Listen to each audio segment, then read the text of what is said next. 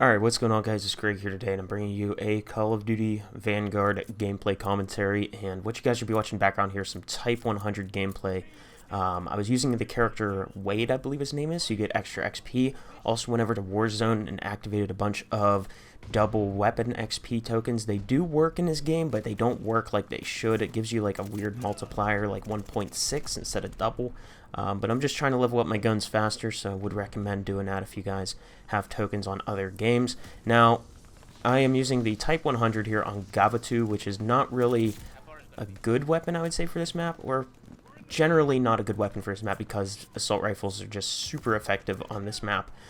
Because of this map plays a little bit slower. It's a little bit more for power positions such as the boats or the where the mortar gun is, or the flat gun, whatever you want to call it, on the right side of the map where I'm at right now.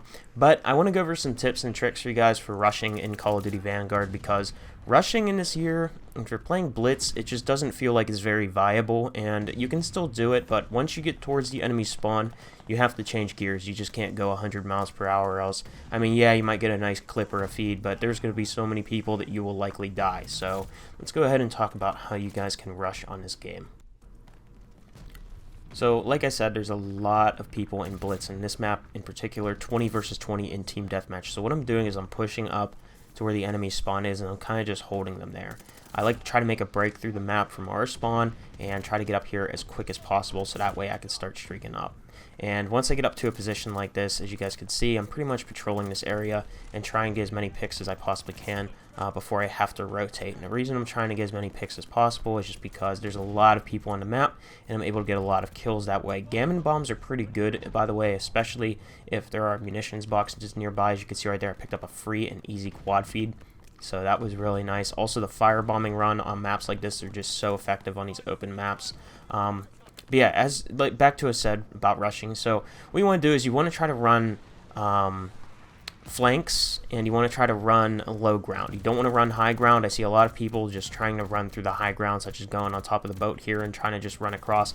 Now, we have map control. That's why I'm still up here, and I'm trying to get my bombing run down. But if we didn't have map control, I'd definitely be running under the boat and then try and go around this side, as you guys saw earlier in the gameplay.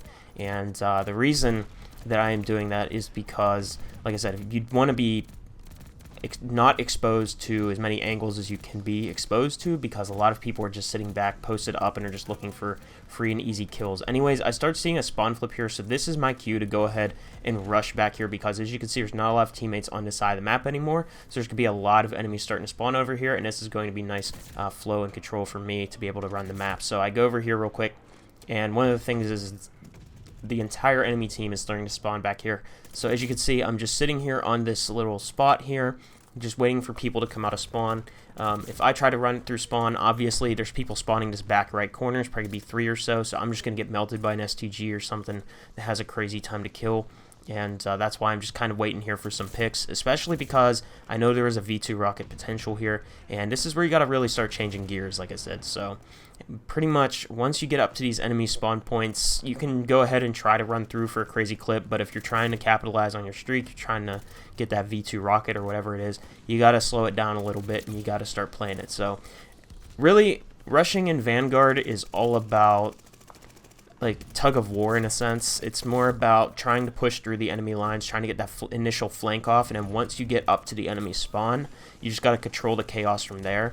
And you just got to keep playing it smart, switching up your angles at all times. Don't sit on the same angle, and make sure that you are just playing mind games with the enemies in a sense. So at this point, I'm really close to my V2 rocket. Just want to seal the deal on the rocket. And you guys will see I end up pushing through the enemy spawn once I get my rocket and continue to go on a gun streak. But right now, like I said, I'm just playing for that. Really, really passive, just trying to get those last couple of kills I need. Right here, I'm one off the rocket, so I'm going to go ahead and switch up my angle yet again, because people are going to start pre-aiming where you last killed them. So I pick up my V2 rocket, and now I'm going to make a flank through, I believe I go through the top and try to run out towards their rock. So I go ahead and get a couple picks here. These guys are not very aware. Also, for rushing, you want to be using Ghost, Lightweight, and High Alert. High Alert is amazing for rushing because it will let you know whenever someone's targeting you off screen, and then you can try to make a play depending on that, if you need to get out of that area or if you need to get to another area, and then as well as lightweight, so you have increased movement speed, so you can get to cover faster, and then ghost, so that way you can be in their face without appearing on their radar. And running this with a suppressor is also very, very good, and the reason being is because that way you won't show up on the radar for people that are running the radar perk, or if they have UAVs up in the air. So hopefully you guys enjoyed. Hopefully this helps you out. Let me know if it did in the comment section below, and I will see you guys all in the next video. Peace out.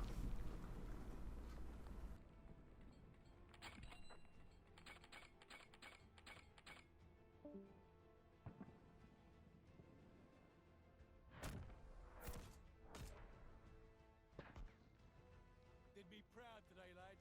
Go get some chow.